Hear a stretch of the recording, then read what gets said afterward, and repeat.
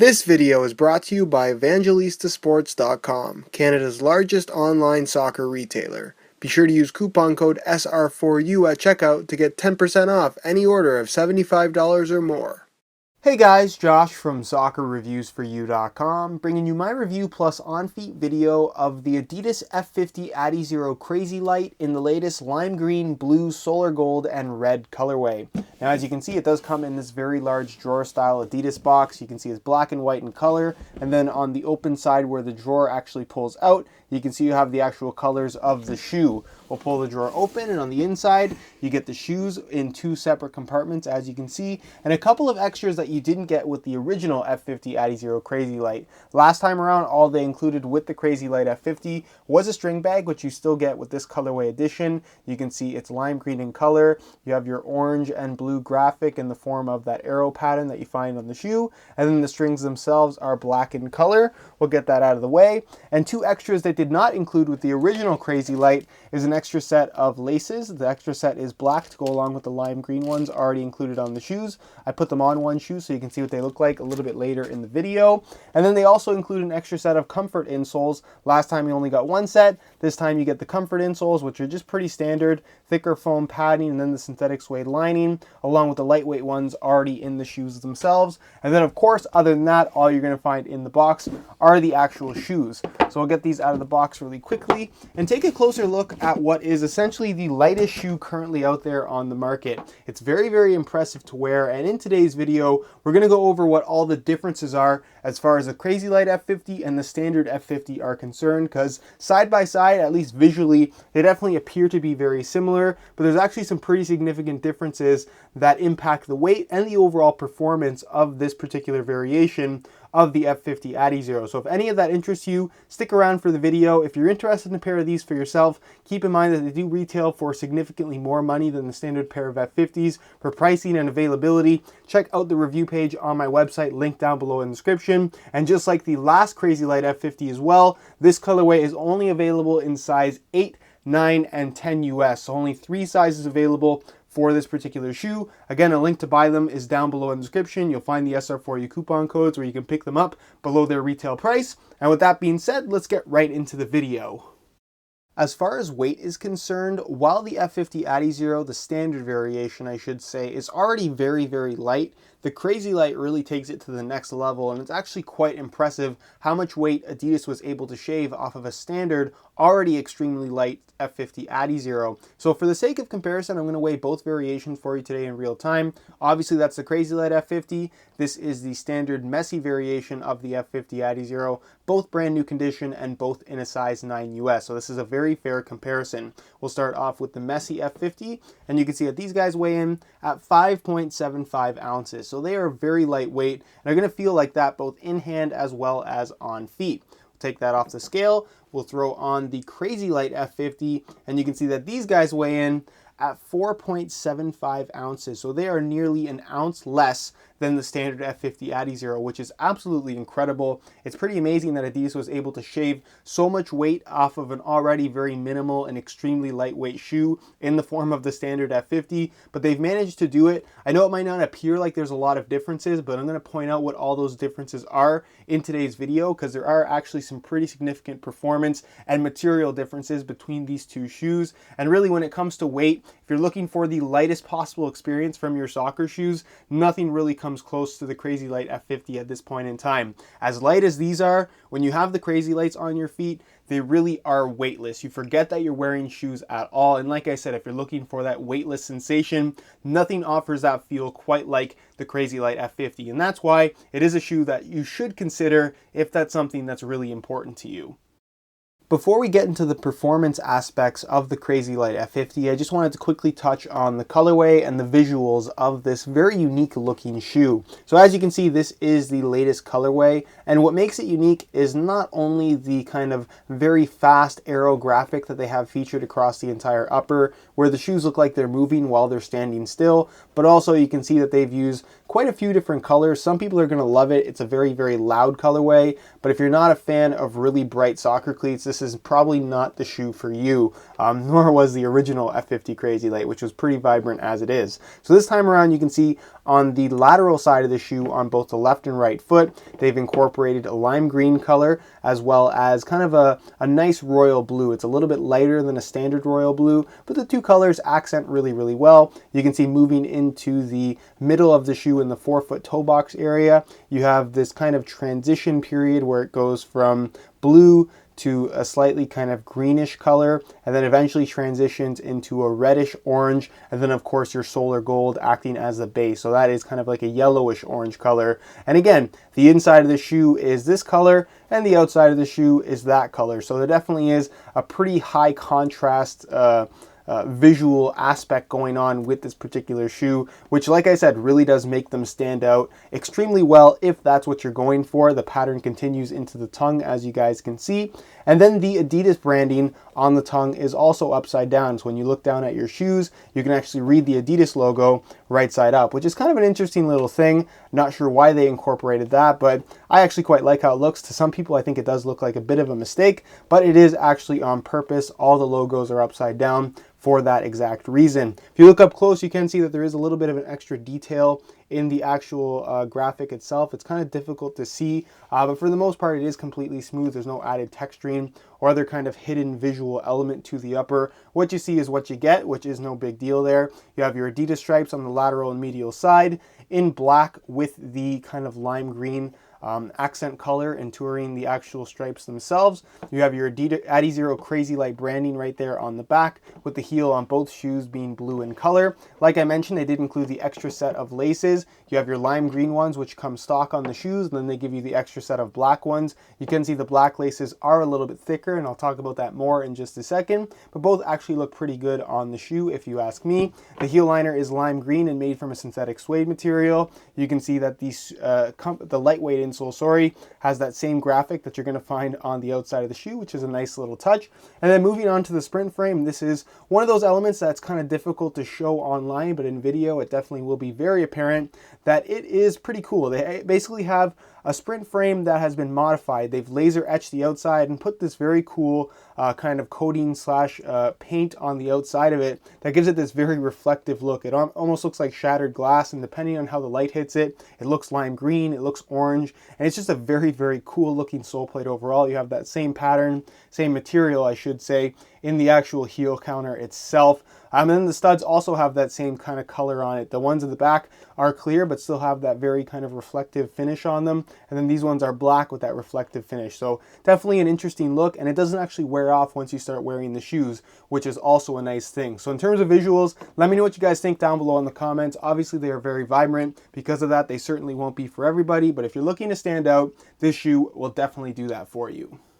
When it comes to the upper, something that may not be as visually apparent when looking at the CrazyLight F50 versus a standard F50 adiZero is that the CrazyLight model does not feature the same hybrid touch synthetic. So like I mentioned, the standard F50, in this particular situation, the messy variation, which I would say most closely resembles the design of the CrazyLight because it's one consistent material all the way around, as opposed to featuring the speedfoil material on the back half like the standard F50s. It's made from a thin hybrid touch synthetic material.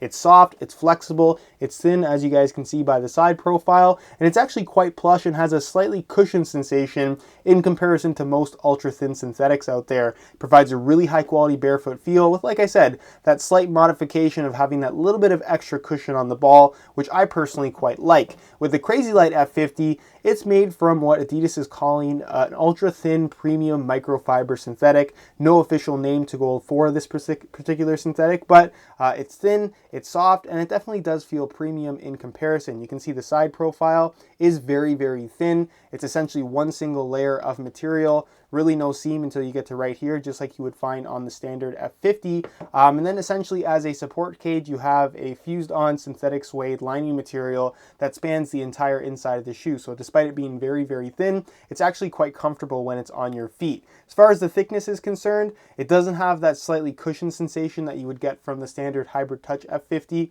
But what I can say is that it definitely does compare a little bit more closely to something like the Mercurial Vapor 10 in terms of being ultra thin, but still very soft and flexible. If you're comparing both of these two shoes, this definitely has a slightly more plush sensation about it, whereas this definitely does feel a little bit more plasticky just because it is a little bit thinner and just how it moves with your foot. But for the most part, I was very, very impressed with the feel of the CrazyLight F50, both in terms of touch and how it moved with your foot. If you're looking for a true barefoot experience where there's no extra padding on the ball whatsoever, you're going to love how these feel. And as far as the finish on the outside goes, it's completely smooth, so no extra grip on the ball whatsoever. So again, if you're trying to compare the standard F50 to the CrazyLight, this is thin with a slight bit of padding, whereas this is as thin as it gets with no extra padding whatsoever.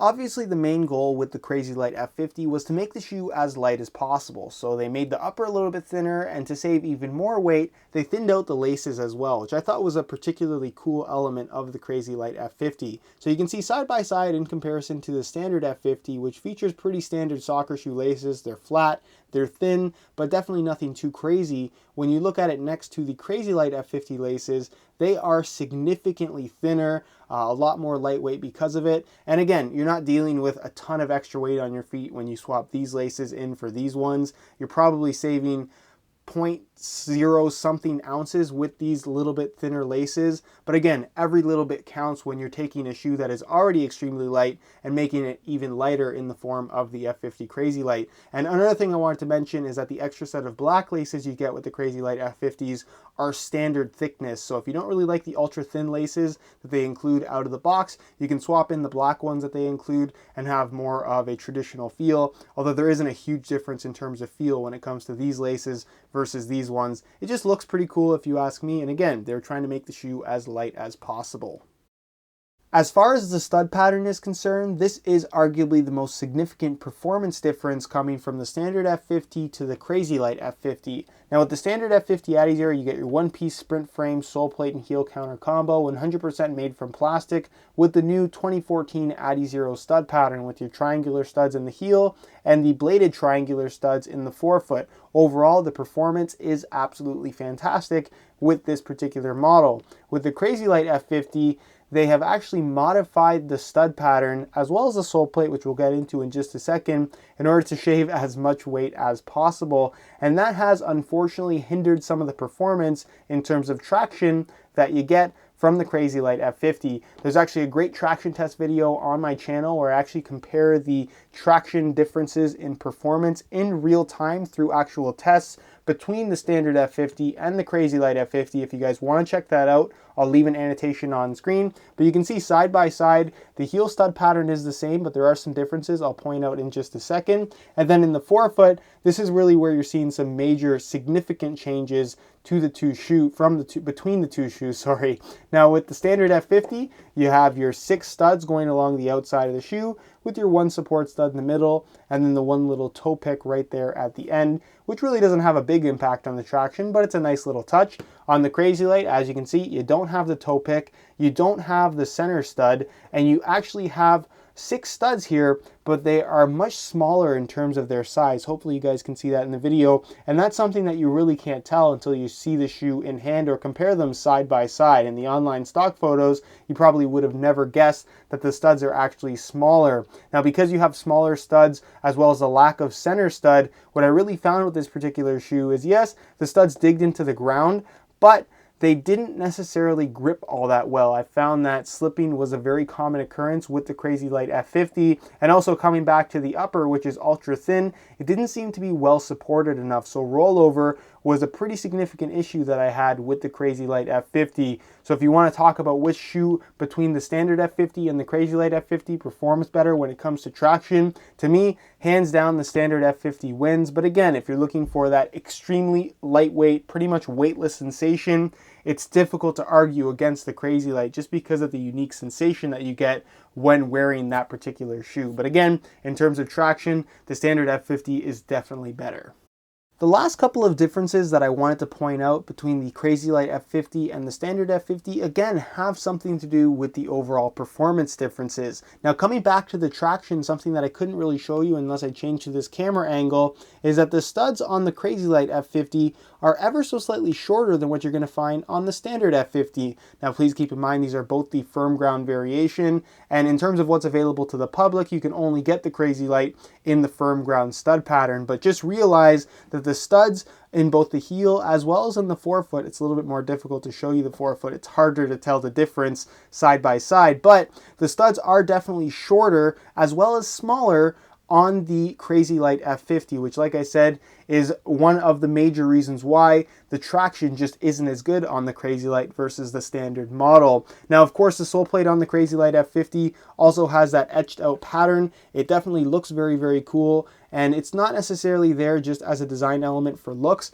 I believe they were trying to save as much weight as they possibly could out of the plastic sprint frame. And again, I'm not sure what that impact is in terms of etching out the sole plate and saving a little bit of weight. I have to imagine it saves some weight, but again, I can't be 100% sure on how much lighter it actually is because of this etched out pattern. But just know that it doesn't necessarily change the feel of the sole plate all that much when you're wearing the shoe. And for the most part, if you didn't know it was etched out, you probably would have never guessed. So in terms of that being a performance difference, it's just something that you're really not going to notice. And then the last thing that I picked up on is actually in the heel counter itself. Obviously, it's still one piece with the sole plate, which is part of the sprint frame design, but you can see on the standard sprint frame, it has this basically goes right to the edge as far as the heel counter is concerned, whereas on the CrazyLight sprint frame, it's cut a little bit shorter, and then you have this extra piece of plastic kind of wedged in there to act as an extension. I'm not sure if it's just to give it the visual appearance of a standard sprint frame or if there's some kind of a performance reason. Again, when you're wearing the two shoes, there really isn't a noticeable difference in the heel portion of the shoe in terms of lateral stability or anything like that, but you will also note that it appears that the CrazyLight F50 is a little bit shorter than the standard F50. Again, that is not really the case. The cut is actually exactly the same. The only reason why this one sits a little bit higher side by side is, like I mentioned, the studs are ever so slightly longer on the standard F50s versus the CrazyLight. So that's pretty much it as far as all the differences are concerned. And we'll move on next to a quick on feet so you can get a better idea as to how these shoes fit and, of course, what the sizing is like. Alright, here's a look at the CrazyLight F50s on feet, and from right out of the box, these are honestly pretty comfortable, especially considering they weigh less than 5 ounces, which is a pretty remarkable thing to say. In terms of the overall fit, they fit extremely well. The upper is soft, flexible, and moves nicely with the bend of your foot, with really no major break-in time required. I would say the overall fit and shape of the shoe is very, very similar to that of a standard pair of F50s, with the only major difference being that the upper is, like I mentioned, a little bit thinner here. And I think because of the synthetic material, it feels a little bit more open in the toe box and forefoot area. But overall, it is still a tighter fitting shoe. So if you have really wide feet, it might not be the best option for you. With that said, once you get some wear time in, you will get some very minor stretch from this particular synthetic upper, but that is also part of the reason why the overall performance and stability that it provides, I would say, is below average for a high-end shoe. The upper is so thin, and again, if you check out that traction test video on my channel, you'll notice that the upper does stretch a lot, especially when a lot of force is being applied to the lateral side of the shoe when you're making those quick cuts and turns. And again, stability can be a bit of an issue here, and then when you partner that with the slight lack of traction that you get from this firm ground stud pattern, it's just not necessarily the best overall performer when it comes to having grip and stability under your feet. But in terms of comfort and fit, they fit really well. They're very, very comfortable, and I would say they're pretty much on par in that regard with the standard F50 adiZero. In terms of sizing, I'm wearing my usual size 9 US here, and the fit and the length is absolutely perfect. So again, just like the standard F50s, these do run true to size. The only unfortunate part about the CrazyLight F50 is that it's only available in size 8, 9, and 10 US. So if you aren't one of those sizes, this is probably not the shoe for you. So that's pretty much it as far as the on-feet portion of the video is concerned, and I'll leave you to my my final thoughts.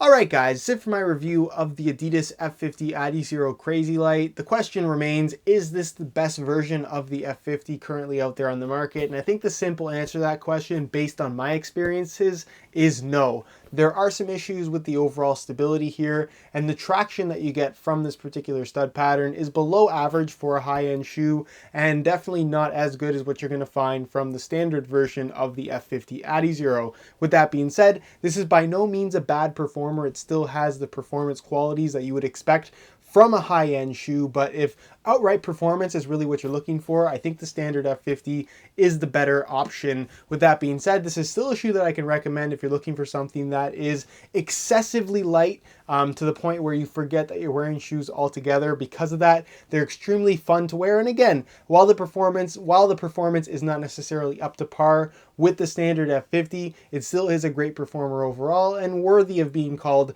a high-end soccer shoe. So if you can justify the higher price tag for the ultra lightweight construction, then yes, the F50 adiZero CrazyLight is definitely a shoe to consider, and certainly one that's going to allow you to stand out there on the field. But that's pretty much it, guys. If you have any questions at all, be sure to leave those down below in the comment section. And of course, if you enjoyed today's video, found it helpful and informative, be sure to support it with a like. That would be greatly appreciated. If you guys are interested in purchasing a pair of these for yourself, I'll leave a link down below in the description to the review page on my website. You'll find the high quality images as well as the buy it now links with the best prices online, including exclusive SR4U coupon codes where you can pick these up below their retail price. So be sure to go ahead and check that out. Subscribe if you haven't already for daily videos on all the latest and greatest soccer gear. You can find all my social media information down below in the description as well. And other than that, guys, hope you enjoyed today's video. And as always, thanks for watching.